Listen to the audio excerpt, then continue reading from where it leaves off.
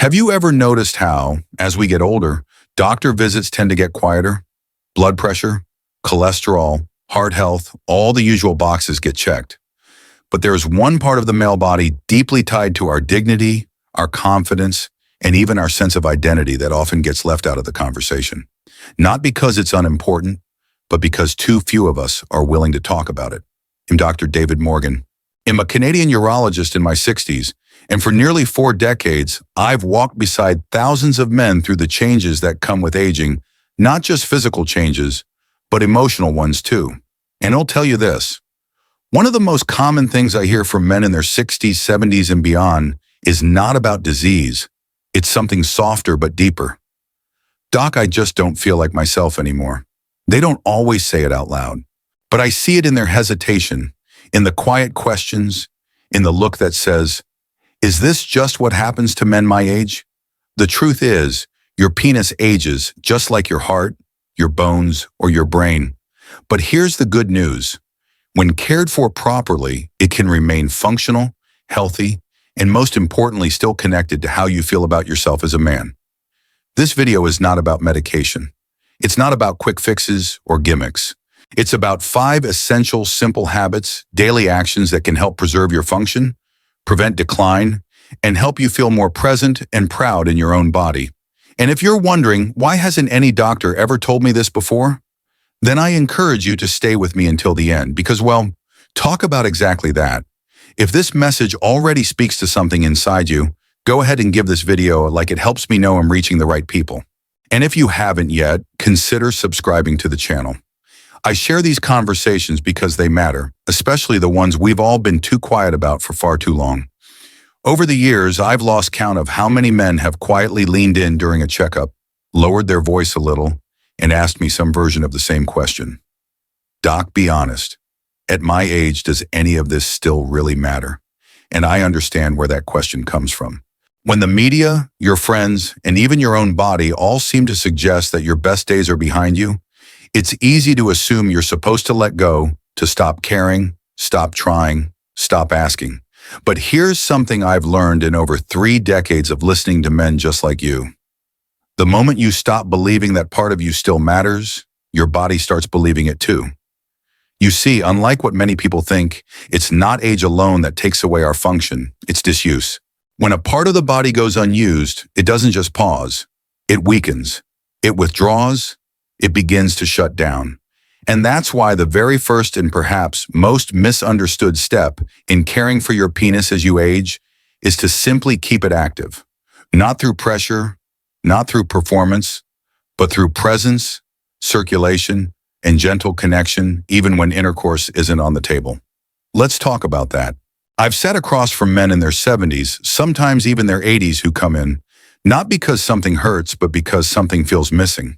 They'll say things like, I haven't felt a real urge in a long time, or it just doesn't work the way it used to. So I've stopped trying. And behind those words, what I often hear is this, a quiet surrender, a sense that their body is slowly going dark in places they thought would always stay alive. But here's the part many men don't realize and that too few doctors take the time to explain.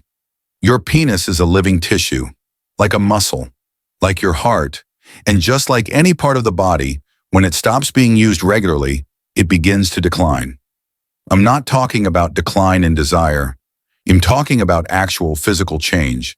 When there's no regular blood flow to the area, oxygen levels drop. Tissues lose elasticity. The smooth muscle weakens.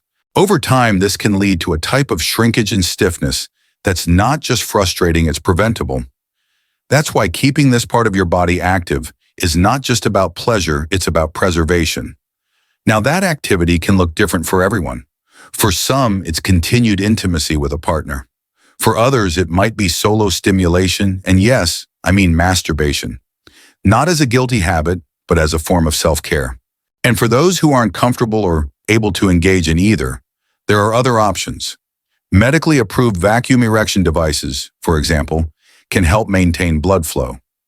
Gentle pelvic floor exercises, the same ones we recommend after prostate surgery, can support circulation and function, even without arousal.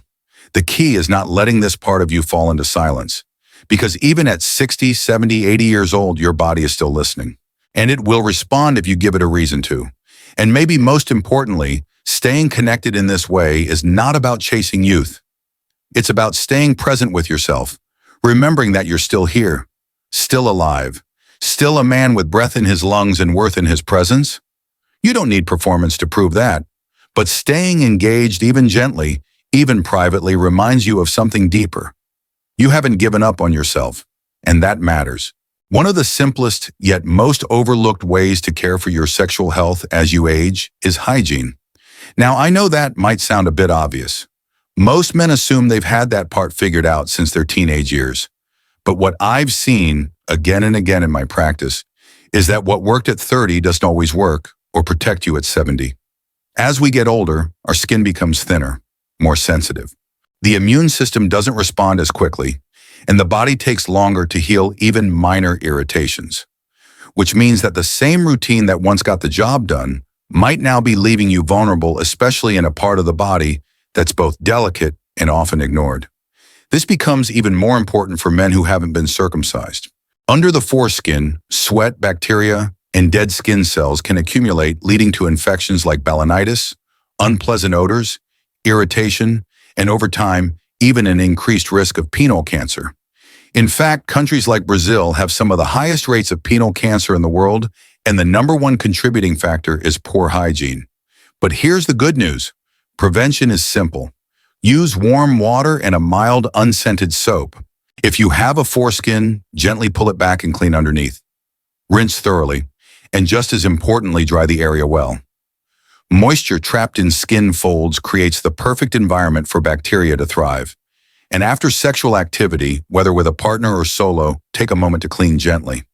It takes less than a minute, but it can save you from days or weeks of discomfort. What surprises many men is the shift they feel not just physically, but emotionally when they begin taking care of themselves in this way. You don't just feel cleaner, you feel more in control, more present, more yourself. Hygiene is not about being fussy. It's not about perfection. It's a quiet act of self-respect. It's about saying, this part of me still matters, and I deserve to treat it with care. Because even after 60, especially after 60, you still deserve to feel clean, confident, and cared for. Not by someone else, but by you. There's a quiet mistake that many men make in the bedroom, and most only realize it when it's too late. I'm not talking about big decisions or life-changing moments. I'm talking about something simple, subtle, easy to overlook, having sex before you're fully erect. Now that might not sound like a big deal. Maybe you've thought, as long as there's some feeling, it should be fine.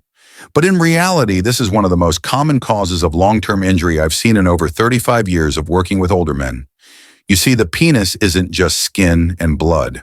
It's a delicate internal structure made up of spongy tissue, tiny blood vessels, and smooth muscle designed to support pressure only when fully engorged. Without a firm erection, it simply doesn't have the structural support it needs. So when you try to have intercourse in that state, you risk creating microtrauma, tiny internal tears or strain that you might not feel immediately, but that quietly accumulate over time. And those small injuries, they're often the starting point for Peyronie's disease, a condition where scar tissue builds up inside the penis, causing painful curvature, difficulty with erections, and in many cases, the inability to have intercourse at all. I've had many patients come into my clinic in silence. They'd say, something just doesn't feel right, there's pain, or it's curved, or I'm anxious about being intimate. And after examination, we'd find that the damage had already taken root. They weren't reckless. They just didn't know any better because no one had ever told them. So let me say it clearly to you now as one man to another, and as a doctor who's seen this too often. Be patient. Wait until you're fully erect. Use lubricant if needed, and talk with your partner if you're feeling rushed or pressured. This isn't about weakness. It's about wisdom. It's about protecting your health, your comfort, and your confidence, not just today, but for years to come. A moment of patience now could save you from years of discomfort later. And that, to me, is a trade worth making. I'm going to speak plainly here, not to make you uncomfortable, but because I believe you deserve the truth, spoken with care. I'm not here to tell you to give up pornography, but I do think you should know what it may quietly be taking from you, especially after the age of 60. Many of the men I see, smart, kind, thoughtful men, share something quietly with me. I still have the desire, but when I'm with someone real, my body doesn't respond. I want the intimacy, but I just feel numb. I feel like I've lost the ability to connect not just with others, but with myself. And most of them don't know why. They think it's just age, or maybe hormones. But that's not always the case. Here's the truth. When we rely too heavily on pornography, especially the fast, intense, emotionally detached kind, our brains begin to reprogram themselves. They get used to a kind of stimulation that's visual, instant, and impersonal. So when you're in front of a real person, with breath and presence and natural pauses, the brain doesn't recognize it the same way. What's even harder is the emotional toll. Many men don't just experience physical frustration, they begin to feel ashamed, isolated, disconnected, and over time, they start to question their own worth. I'm not judging. I understand, because I've listened to many men just like you, and I don't believe the answer is to quit cold turkey. I believe the answer is gentle, conscious adjustment. Give your brain space to recover. Instead of leaning on images, try returning to imagination, to real memories, to the feeling of a hand, a breath, a voice. If you have a partner, begin again with closeness, with gentle touch, with things that don't need to lead anywhere. Because desire doesn't disappear with age. It just needs a different kind of doorway, one with emotion, subtlety, and human connection. Limiting your use of pornography isn't about giving up pleasure. It's about reopening the path back to real intimacy where you're not just aroused, but seen, felt, and connected as a man who still matters. If there were a pill that could improve your circulation, balance your hormones, boost your sexual function, support your memory, and even rebuild your confidence, would you take it? Believe it or not, that pill already exists. It's just not in a bottle. In over 35 years of working with older men, I've come to one conclusion I trust deeply. No medication can outmatch the power of your daily habits. What you eat, how you move, how well you sleep. Whether you light that cigarette or pour that third drink, it all adds up. Your ability to get and maintain an erection, your testosterone levels, your blood flow, these aren't isolated systems. They are deeply tied to your heart, your liver, your blood vessels, and your nervous system. When one area suffers, the others feel it. And the beautiful thing is, the reverse is also true. Even the smallest shift can create a ripple of healing. Quit smoking, and your circulation improves within days. Add leafy greens, fatty fish, and berries to your meals, and your hormones begin to balance. Take a 30-minute walk each day, and your testosterone starts waking up again. Get consistent, restful sleep, and you'll notice your energy, mood, and even desire begin to return. Your body isn't past its prime. It's simply waiting for you to show up, to care, to partner with it again. And here's the most important part. You don't need to change everything overnight. Just one small choice a day, one shift in routine is enough to start turning the tide. This isn't about chasing youth. It's about living fully, being present in your own body, and becoming the man you want to be, not at 30, but right now, at the age and stage you're in. And to me, that's the truest kind of strength.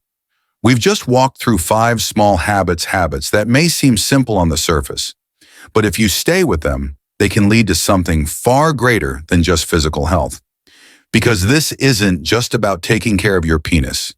It's about how a man stays connected to himself, how he holds on to his dignity, his confidence, and the quiet knowing that he is still here, still valuable, still present in his own body.